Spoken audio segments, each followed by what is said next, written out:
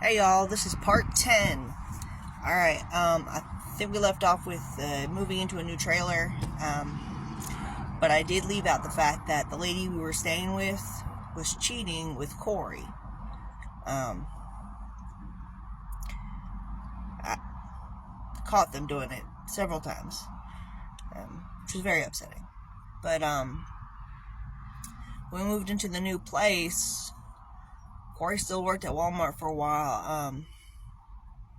He got really bad with the drugs and the cheating. We had talked about having a third partner because I figured, if we have another partner, he'd be happier. He wouldn't be constantly trying to cheat. But that didn't work out. It just didn't work out. The lady didn't want anything to do with me, and yeah, it was just no good. But anywho, he got so bad into the drugs, and he got into a depression spiral and stuff, where him and I started fighting, like arguing and stuff. He got real mean.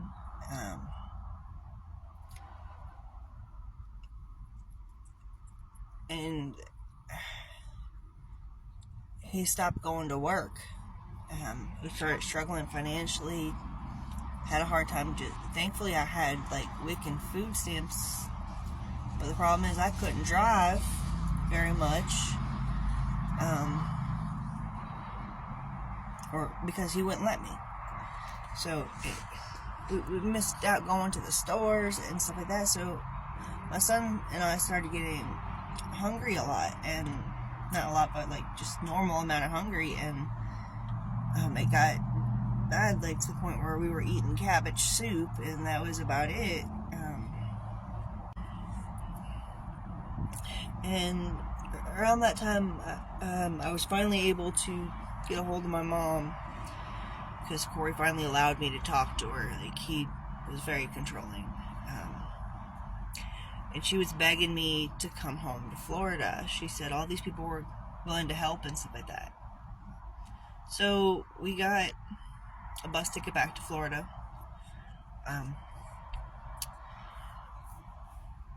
That was a struggle. It was right before Caden was supposed to be born. My middle son, the second kid.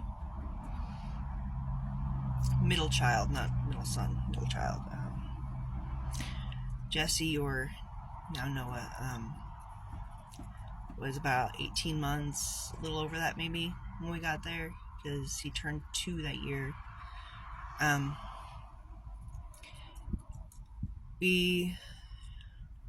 Me and the boys I wound up having Caden in the hospital.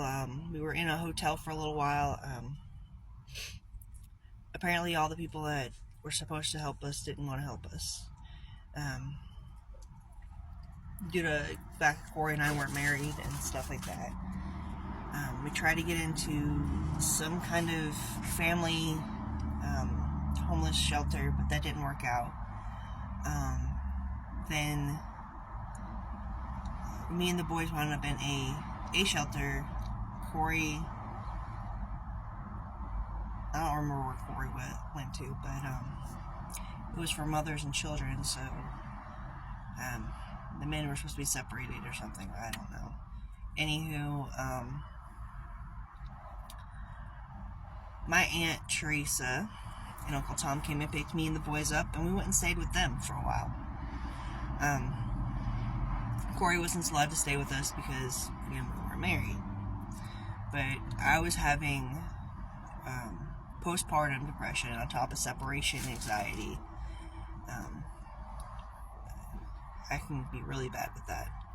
Anywho, I was struggling real bad with suicidal stuff, and if it wasn't for my kids, I probably would have given into it at that point in time.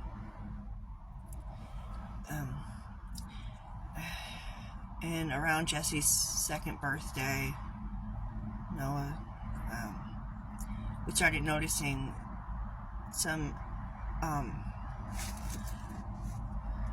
some differences in him. Like, he stopped eating a lot of foods. He was only eating certain types of foods, and no, it wasn't really necessarily a stage. It was a texture issue. And headed to Tennessee. And while in Tennessee, I went to the Women's and Children's Shelter, Nashville Rescue Mission.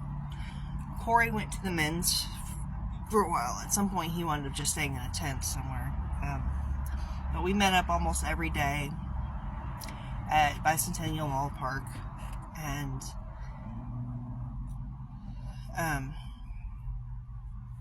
met there, and then spent the day together, whatever. Then we'd go back. Me and the boys would go back, and he'd go do whatever. He went and like sold papers or stood on a corner, fly on a sign, stuff like that, to get money. I know he was smoking weed. I'm pretty sure he was doing other stuff too. I mean, I can't quite remember exactly, but I know his behavior when he's doing drugs, and he definitely was acting like he was doing drugs. And then there was this guy who really helped us out. He got me a double stroller and all that, and he would give us Subway gift cards and stuff like that, and gift cards and stuff to get the kids stuff they needed. And then we finally got into the Salvation Army's family thing. The kids and I got in there first, because you had to get drug tested, and Corey came up positive for weed. So he had to wait like 30 days, and then he could come in with us. At that point in time, and then he started working at Walmart, and